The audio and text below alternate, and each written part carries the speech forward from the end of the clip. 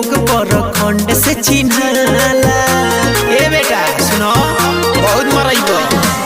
UP Bihar में सगरो बहाला, यहाँ के लोग प्रखंड से चिन्हाला। हरे लोग रहे पिस्टल ना खाली होले, हई गोरखपुर के लइका बवाली होले।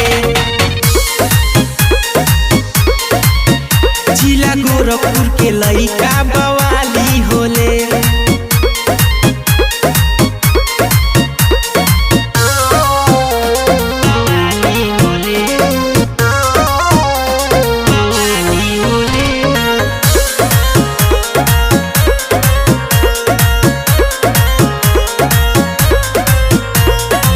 देखो ना बेटा सुनो हमनी के पावर, दे हम धसाई तहरे जगह बेटावा।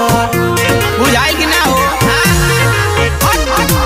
देखो ना बेटा सुनो हमनी के पावर, दे हम धसाई तहरे जगह बेटावा। हरे करस गुंडा गर्दी मावाली होले, हई गोरखपुर के लइका बवाली होले। चौरी चौरा के लइका बवाली होले।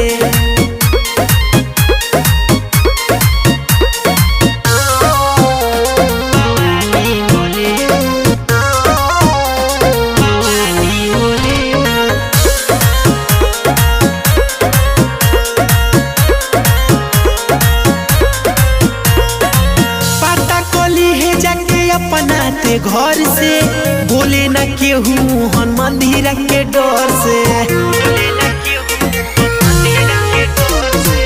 पता कोली है जाके अपनाते घर से, बोले न केहू हन मंदिर के डर से।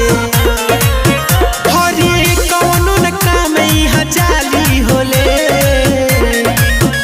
हई गोरखपुर के लइका